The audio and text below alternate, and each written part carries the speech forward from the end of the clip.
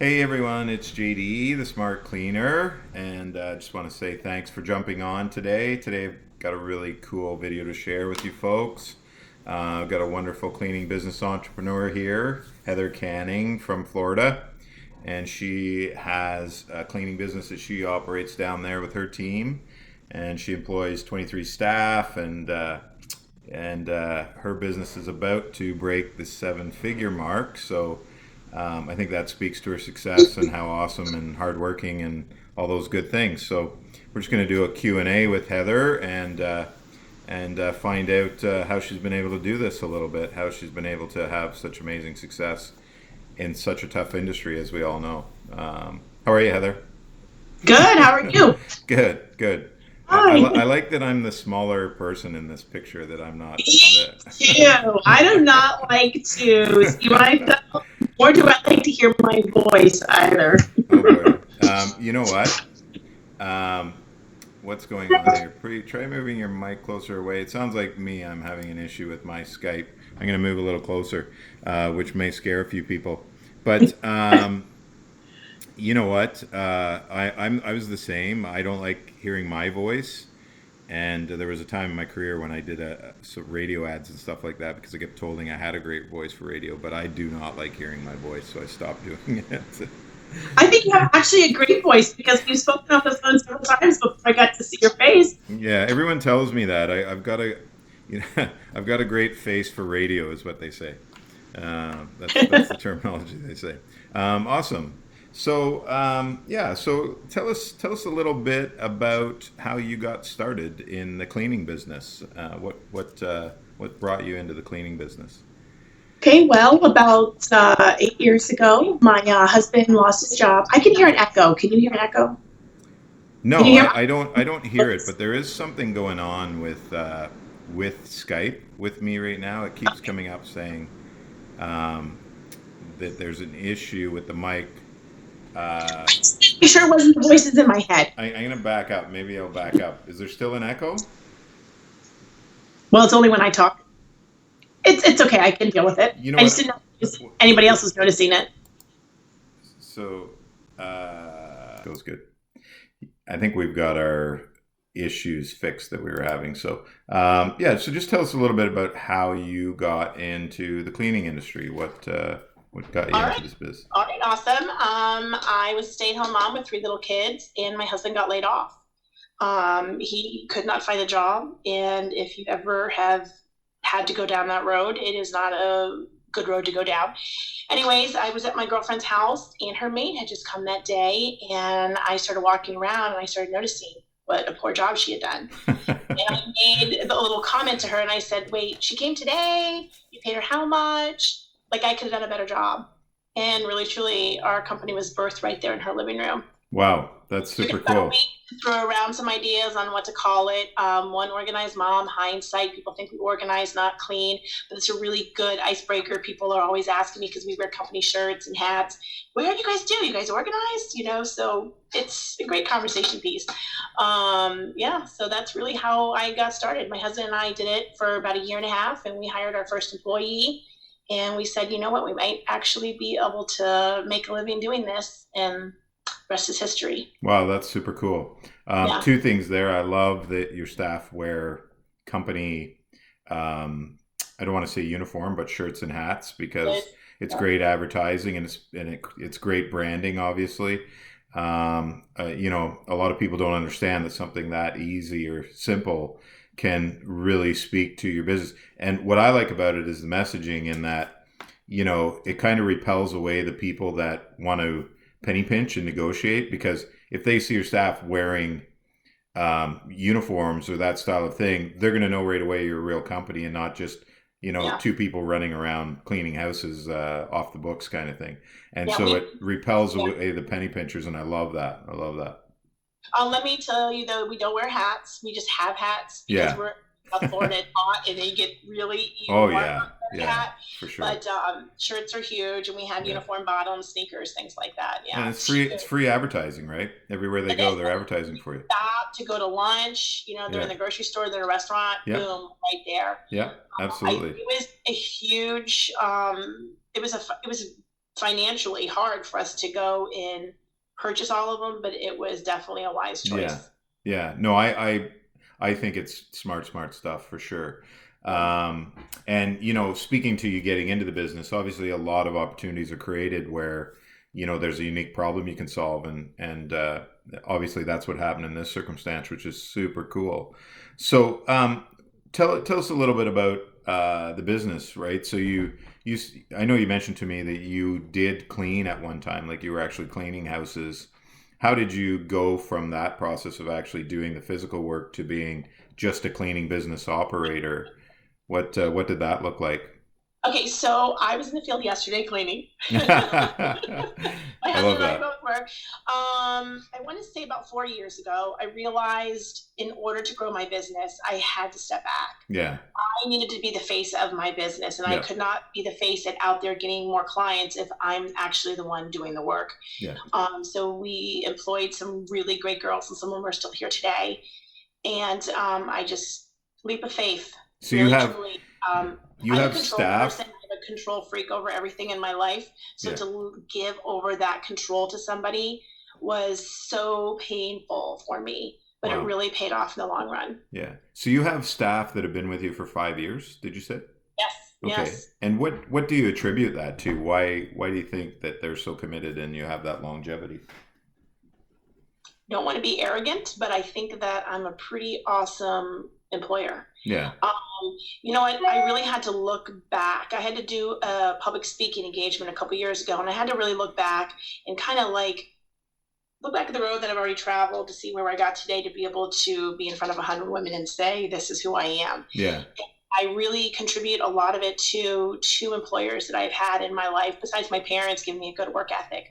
Um, but it's what kind of boss do I want to be? Do I want to be the Yeah. boss that, the mean boss, the one that's always yelling and screaming, or the one that is making everybody happy? Yeah. And I've always told every person that we've interviewed that, listen, if we all won the lottery or we had enough money, we wouldn't be here cleaning houses. But this is where we all are. And I want everybody to wake up each and every day and be happy that they're coming to work for a company like ours. I love that mentality and I love that philosophy because that's something I've embraced with my own businesses. And it's a simple concept to me. And it's, I want to be the type of boss that I would want to work for. Right. Mm-hmm. And, they're human beings at the end of the day and they're cleaning toilets. Right. So they have to be treated with respect and dignity and so they know every day that they're your most valuable asset. So it sounds like that's something that you understand really well. And for me, the other thing too, when I was working for other people, when I used to go apply for jobs, I would look for that. I would look for places where people had been there for long periods of time because that would tell me how they're being treated, right? And Right. and that would attract me to that go work for that business. So if people can put that into their own businesses and think about that for a second, if they're having problem getting and keeping staff, just think about that concept for a second. I mean, that costs you nothing, right? It costs you nothing to treat people really, really well. So you want to know what we tried recently? I know we're kind of skipping ahead here, but I run a lot of Facebook ads. I run a Yeah, lot of Craigslist ads. All yeah, we're constantly looking for people of good quality to hire. yeah, Had the idea to have my best employee run the ad because it's from their perspective, yeah, not my perspective. yeah. We actually got quite a bit of traffic in here off of Is that Facebook. right? Is that right? That's super cool. I love Yeah, that concept, and it's a concept that the reason I do love it is, you can go around telling people that you're great and great to work for, but when someone else says it, there's a lot more credibility there, right? absolutely. And that works. That works in all avenues, like even with your business, saying that, hey, we're a great cleaning company. But if someone else tells them you're a great cleaning company, it means a lot more. I love that concept. That's something that I would love to try.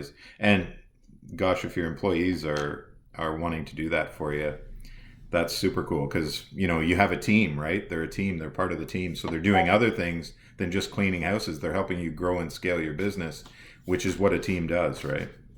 Yeah, but listen, we all know we have to, hire 100 people to get that one done. I mean, Only 100. yeah, right.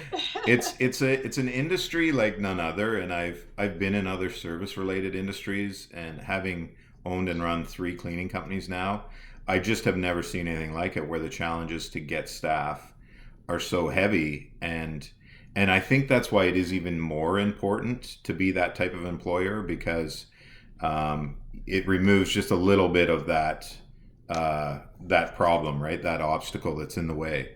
But Um, listen, it's a fine line though too when you create this environment and then people start to take advantage of that environment. yeah, You treat everybody fairly. What you do for one, you have to do for others. And as you grow, that is so much more important. So having guidelines in place, having a yeah. handbook. We fought for years. It took my husband and I a year and a half to actually write a handbook from start to finish. Wow, And wow. that was a huge thing for us. Well, yeah, I mean, at the end of the day, it's great to treat them like $1 million and be their friend and that. But at the end of the day, you're still an employer, and there's expectations and things that need to get done. And we all know there's people that will overstep those boundaries. But if you set those guidelines up early, it's pretty easy to refer back to them to say, "Hey, remember when we went through a training?" And sort of keep them in perspective that it is an employee-employer relationship at the end of the day, and that's how you pay your bills, and that's how they pay their bills. So that's the priority, right? Yep. So that, yeah, I mean, systems. I'm a huge fan of systems and having things in place and having a real strategy, like a handbook. You know, look, there isn't any big franchise company that you don't go work for that doesn't give you a handbook. And what does that tell you? If it works on that scale, it's going to work on every scale. But so it speaks to success in a really big way, for sure. When I was 15 years old, I worked for McDonald's and I went up the ranks. I worked there for 5 years. It was the best job of my life. We worked Yeah. on the water, boats pulled up. It was Oh, amazing. nice. But it taught me customer service. Yeah. And the biggest thing about McDonald's that everything it's the same no Yeah. matter what. Well, it's structure, right? Strategy and Totally, structure. totally. Yeah. So Yeah. we've really taken that, and that's how we've decided to grow our business off of that. Yeah. We have a policy procedure for everyone in our outfit to clean a TV the same way, to clean a shower the same way, Yeah.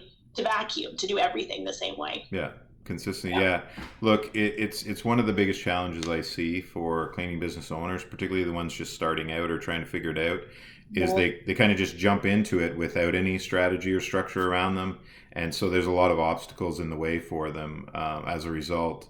So they're kind of putting the cart before the horse, right? Like, Yeah. you're better off having your strategy and structure in place early so that as you move through it, but probably much like myself, you probably learned the hard way, right?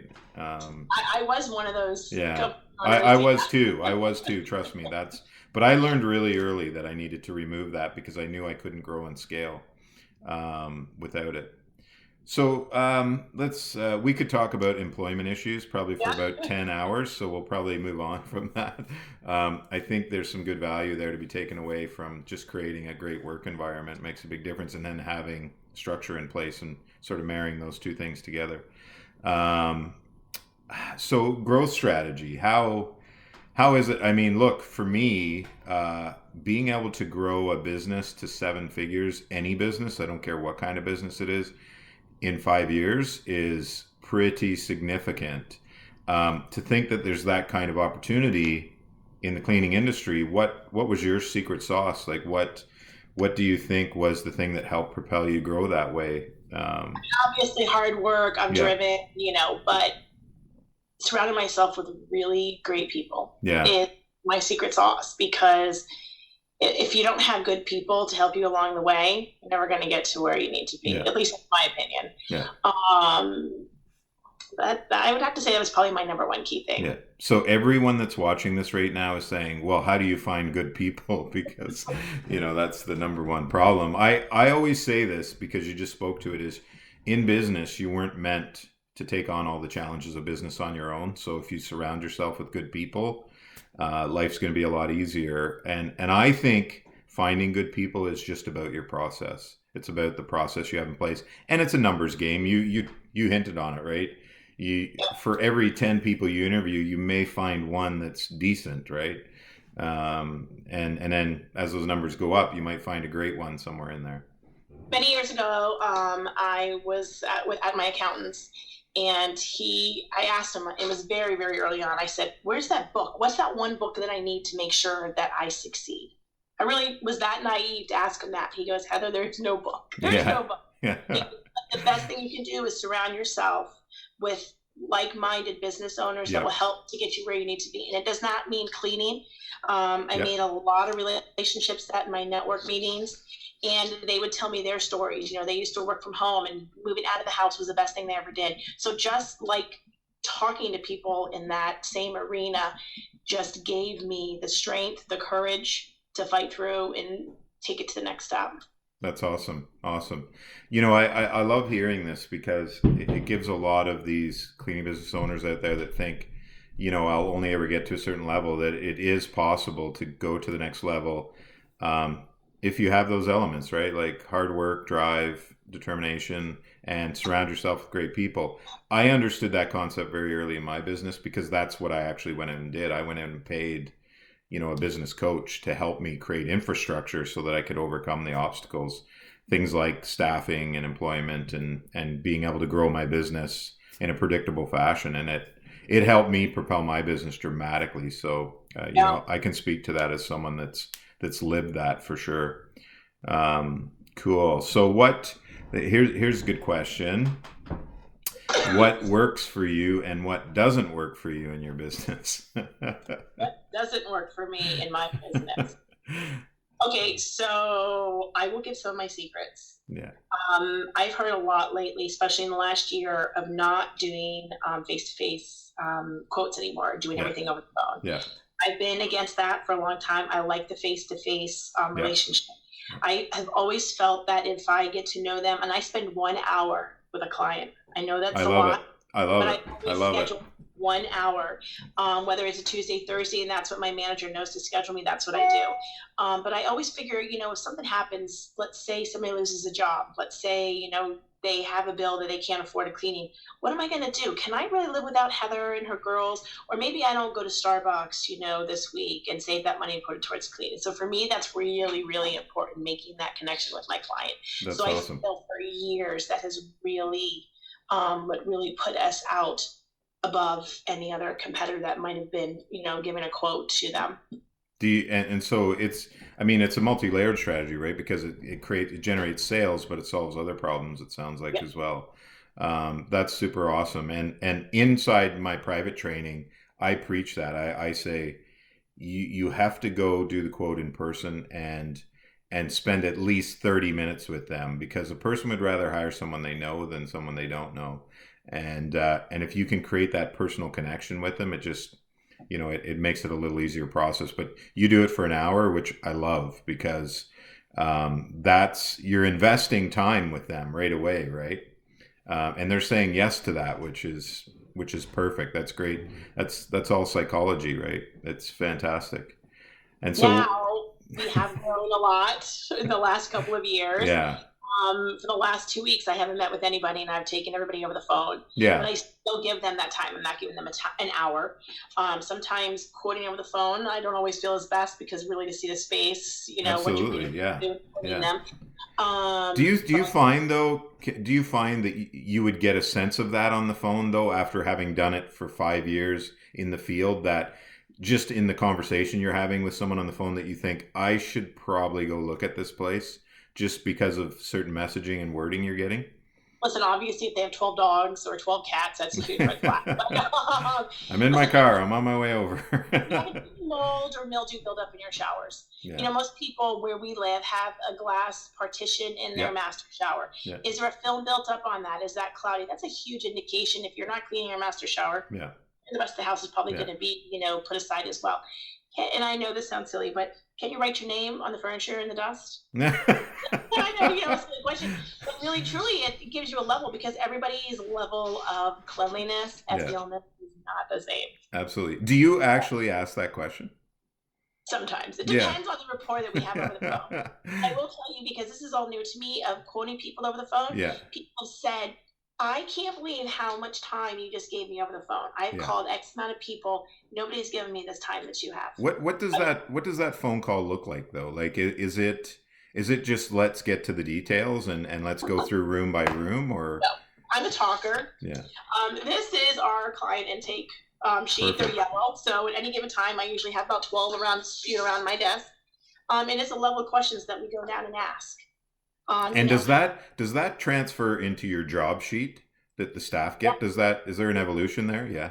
Yes, not all of it, but some of it, because some Yeah. of it is like the whole back is for the initial cleaning, because we all like to do that initial cleaning. You do a Yeah. more detailed job, so all of that goes on the back. But it's like how many animals they have, what are the dogs' names, how many kids do they have, what are the Yeah. ages, what's your husband's name. Some people are a little thrown back. Why do you want to know my husband's name? And if they do have that feeling, I just let them know. Listen, if my staff comes in and you're not home, we just like to know his name so we can address him by. Absolutely. Absolutely. So I love that you go to that detail and those lengths. Like even something as subtle as knowing the dog's name, right? It's fantastic because you're inside the space where they raise their family, all their valuables belong, where all their memories are created, and yeah, you're in that space. I think that's fantastic. That's the way it should be every single time, for sure. yeah. So let me ask you what doesn't work for you. Okay, big one. Again, we're in South Florida. Yeah. Hiring people that don't speak English. Yeah. And let me tell you, through all of these years when I have gone out and met with everybody, I've always, in my whole entire life, have believed in learning from other people's mistakes as Yeah. well as Yeah. big on that. Yeah. So I would go to the homes and I always ask, "What's your pet peeve?" Somebody came in and cleaned before. What were the irritants? The number one complaint was people not speaking the language to be able to communicate with them. And that So we let's built our qualify that. whole business Yeah. on hiring English speaking people. Yeah, but let's qualify that, right? Because we don't want people to get the wrong concept about that. It's about communication, right? Because Yes, to be yes, able to absolutely. do the job properly or to solve problems, there needs to be a really great communication, and a language barrier could cost you a client, or it could create a situation to be much worse. So I do get that. I definitely get that for sure. Let me also say though, we did hire some staff at one point that they were a little challenged on the English language department. It didn't work out for us. However, we do have one staff member on staff right now, does not speak a lick of English, has been here for 16 years, and is probably one of my best employees. Yeah. So She's not there's from here. variables, right? She has to have Yeah. somebody who speaks Spanish and English, and we use say hi all the time. And Yeah. if we have send her out on a job, like do some of our commercials or move in and move out, and she's by Yeah. herself, we'll put it all and we'll translate it. So Yeah. there are always exceptions to the rules. Yeah, absolutely. And again, I really want to qualify that because it's not the fact that they don't speak English; it's the fact that you can't communicate with them. Correct. So that transcends certain boundaries. There Because is, it's not me. It's yeah, not me that can't. I have to have my clients. My clients want to talk to you when you're in the home. yeah, So yeah, and people yeah, are bilingual, and some people do speak Spanish, but unfortunately, I yeah, don't. yeah, yeah. No, I totally get that. Cool. So, what are some of your best practices that you think attribute to your success? Just little yellow sheets. and that's about gathering information, right? So you're starting the process off because information is power, right? Knowledge is power. So you're starting the process off with a lot of information. Okay, so probably one of our biggest things is, and this is a big one, and people might say, no way in heck, but I'm a huge communicator. Yeah. And I tell every single client off the bat, our slogan, like our tagline is, your happiness is our success. Yeah. And really, it comes down to communication. Between if we want to come into a client's home, we want to make them happy each and every time. And if we're not doing that, you got to let me know. Yeah. Smallest. Yeah. And really, it does open up the communication line for the clients to say, hey, listen, the girls left hair on my bathroom floor, or whatever it Yeah. is. Our turnover rate for our clients is very small. Yeah. Well, if you don't know, you can't fix it, right? So Yeah. starting a But good you line of open that communication. conversation with them to make Yeah. them feel comfortable Yeah. to have that to begin I with. think a lot of cleaning business owners miss that, right? Because they're just so excited to get a client, and they forget that there's other important elements to keeping that client, right? So it's great to get a client, but how are you going to keep them? You have to have an amazing. I inside our training, another thing that we do is we preach that the first three cleans, you need to pick up the phone after and have a little chat with them and just say, how'd everything go? Anything you want to see changed? Anything got missed? Because this is a concept I always say is no one's ever going to clean your home as good as you can clean it. So how do we Absolutely. get to that stage? Is we need to communicate. Okay, now we've got it exactly where they want it. Let's keep driving this forward. So I love that. Yeah, communication, big, big, big, big, big, big one. All Yeah. through your whole business, right? With your staff, with your clients, with everybody that works with you, your whole team. Yeah, I we have developed in our company. Everybody comes here to the office. They all drive their Yeah, personal car, and yeah, then we have company cars, and then they drive off. yeah, We have structured it that we work in 3 people teams, and there's always a supervisor that leads every job. So we build up a book so they get to read it every day. Any complaints that come in, whether good or yeah, bad, time issues, any issues are all communicated within yeah, that. That's kept in house. yeah. A great entrepreneur is a problem solver, right? That's where your success comes from. So you can't solve problems if you don't know. Yeah. Yeah, I like that. I like that. I like that. So, I think we covered some stuff about staffing. That was sort of on my list, but um, I think we know why you have a great team and why. I mean, I have no doubt that you're probably still challenged by staffing issues, particularly since you have 23 staff. But the fact you have some people that have been with you for 5 years sounds like it's something that you've been able to maneuver better than most. So, congratulations for that, for sure. Thank you. Um, and so, what other? I'm just going to ask you one more question. I'm going to let you go because I don't want to keep it too long. But is there one other thing that if you were sitting down right now with someone that's, got their first 10 clients, first 20 clients, and is wanting to go to the next level, what would be the piece of advice that if you were their best friend and knowing what you would whisper in their ear just to help them on their journey? This is a tough one. This is not on the list of questions you were going to ask me. Well, um, you have to always throw one in that's yeah. that because it keeps it real that way, right? Like I know this is going to sound kind of corny, but fear. yeah, Fear has held me back for absolutely, a lot of different things that we've had to, the hurdles that have been sent our way. And I'm sure everybody faces that too. absolutely, absolutely. I know I have in my businesses. Yeah, you have to break through it Yeah. because the fear is what holds us back in anything that we do in our lives. Well, when you confront it, on the other side of that is your success, right? Oh, It's absolutely. hard to see that at the time because fear is very crippling. I know myself. I mean, just speaking like this, just doing a video like this, if somebody told me I'd be doing these types of things 7 years ago, I would have said you're crazy. But it took me a while to get comfortable with it. But I am very comfortable with it, and overcoming that fear now allows me to be successful. Doing other things. So that is great advice. And I get it. I get it because being an entrepreneur is a very lonely place, right? Because you take on all the challenges and stresses and fears that come with it all on your own, and so that fear gets in your mind and it can prevent you from. So fear covers so many things, like fear of. I was just talking about this today. Actually, is cold calling. A lot of people have a fear about cold calling, right? It cripples them. They can't pick up the phone and call someone and ask them for business. And I had a rule in my business. I did this for 3 years straight. I don't do it as much anymore, but 3 years straight, I would make 10 calls a day. And every day, I would get that pit in my stomach that would make me feel sick. And I don't know where it comes from. I don't know where the fear comes from. But a lot of the success in my business was in that. I knew if I made 10 calls a day, so 50 calls a week, that usually I would get about 5 clients from that. Whether I got them today or whether I got them in 3 months down the road, at least they were aware of my business now. And those calls were to property management groups and real estate agents and people like that. So, but yeah, fear is a big one. I think it surfaces in many different places. Everybody talks about wanting success, but once you're in there doing the dirty work, there's a lot of this is the obstacle in the way.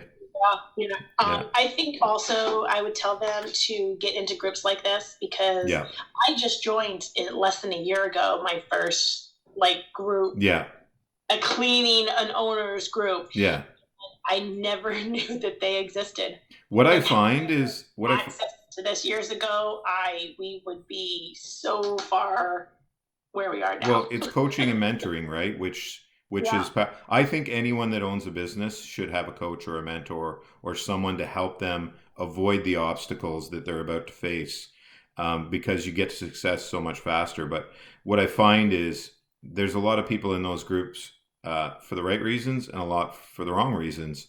The ones you need to try and reach are the ones that are there for the right reasons. And man, if you can just reach out to one of them and they get it, they get the advice you're offering, but just the ability to have a conversation with someone too that is in a similar place and a similar challenge.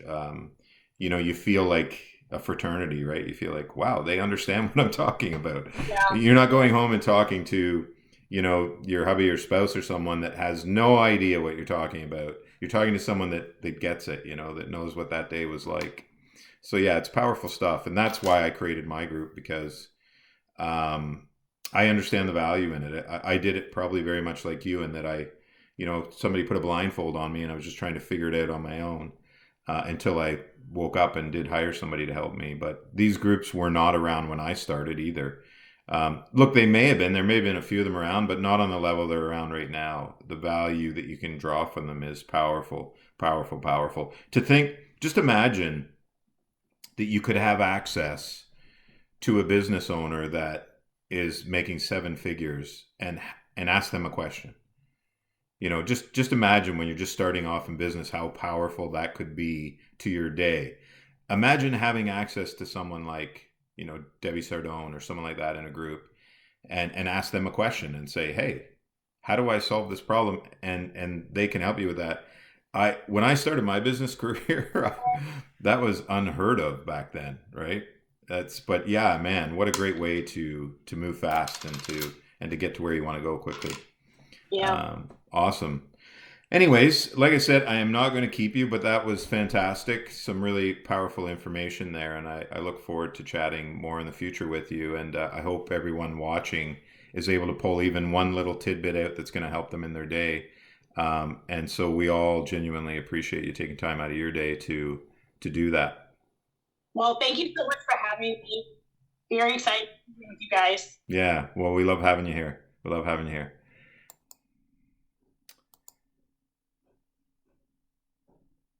So, just a quick question for you. What would it be worth to you to be able to have access to someone that has made six, seven figures in their cleaning business, generating seven figures um, a month with their cleaning business? What would that mean to your business? How would that change your business? How much would that dramatically change your business, right? And so with our private training, our membership training, when you sign up for that, you have access to me. I've grown and scaled three cleaning businesses to multiple six figures. And you have access to Heather, where you can jump on a call and have mentorship and coaching from each one of us to help you grow and scale your own business and to remove the obstacles that are in the way. If that's something you're interested in, or you want to know what that looks like, or you'd like to just have a strategy call to know what it looks like, which is completely free, just click up on the link near this video and set up a strategy call, and we'll be happy to talk to you. Hopefully you found some value in this video, and we look forward to chatting with you soon, folks. Have an amazing day.